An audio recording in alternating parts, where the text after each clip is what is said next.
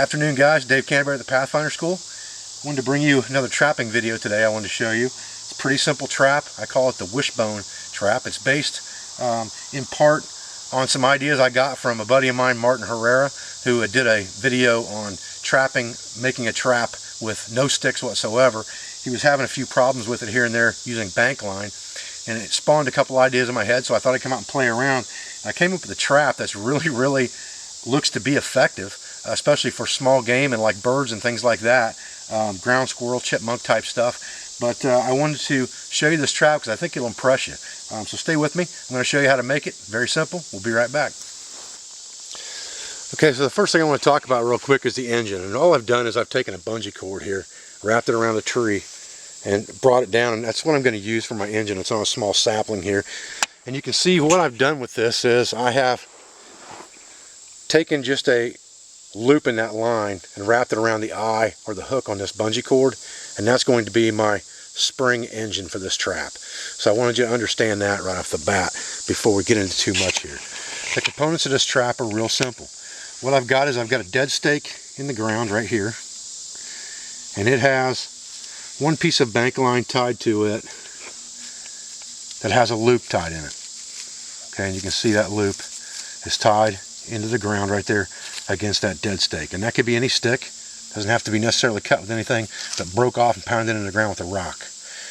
I have a triggering stick right here, which again is just a stick that I broke off on both ends. It hasn't even been cut with a knife. Okay, and then I have my wishbone, and my wishbone is just a small stick, very much exactly what it says, like a wishbone. It's just a Y, a broken off stick. Now I have sharpened this end that I would be using to place my bait on, okay, and I would put my bait on this part right here if it was something I had to stick through the body of a small animal, or a piece of a protein bar, or whatever the case may be.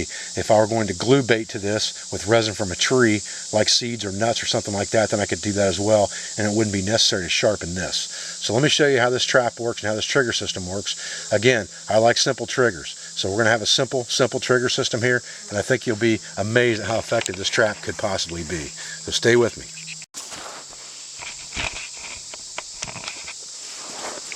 Okay guys, so again, to go over our components real quick, we have our bungee right here, which we've tied a string to.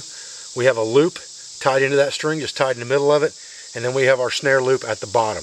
Okay, so we've just tied an overhand knot to create a loop here, a little ways down from our spring device, and then our snare loop is tied in the bottom of that. The only thing we need for this trap now is we have a stake in the ground here that we've pounded down in with a rock, just like this. We've tied another piece of bank line to that with just a simple loop in it. All right, and that's just a tensioner loop. Now the premise of this trap is that the trigger is this piece of stick right here, okay? And what we're going to do is we're going to bring this bungee cord down with a loop in it, and we're going to actually put that loop that's in our staked line right here. We're just going to pick that up with the stick, just like this, so we're pulling up on it.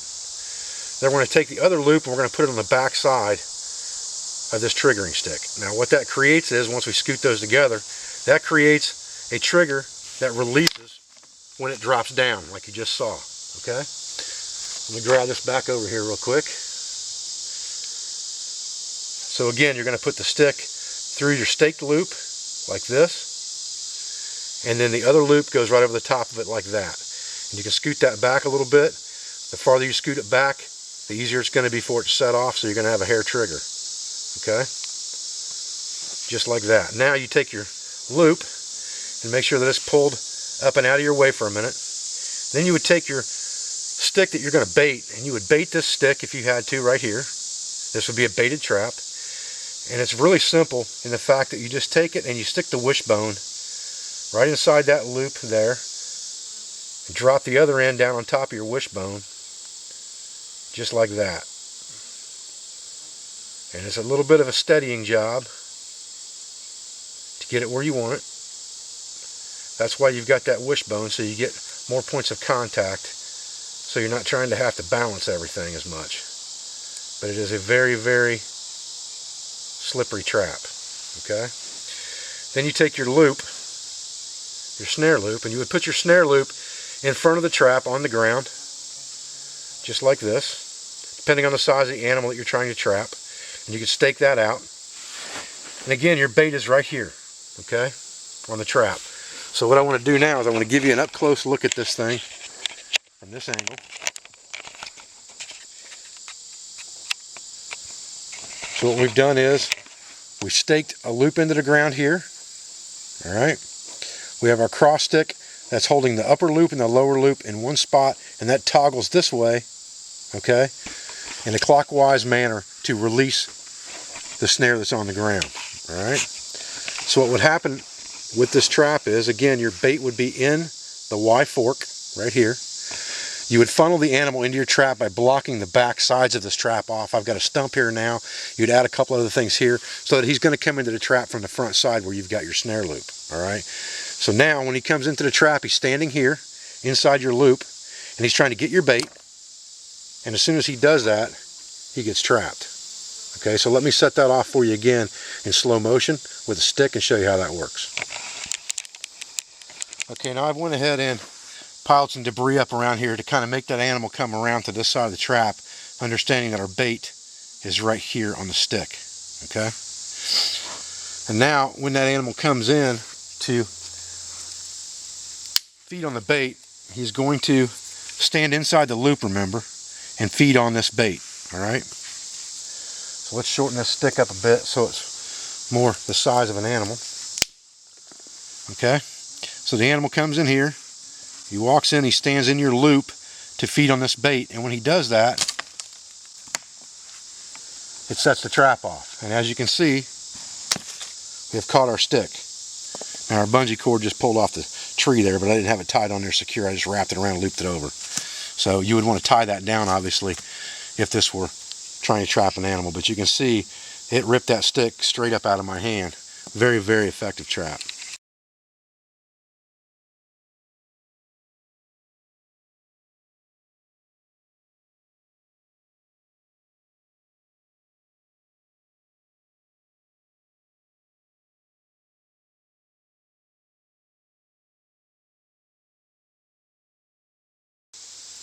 Okay guys, Dave Canterbury at the Pathfinder School.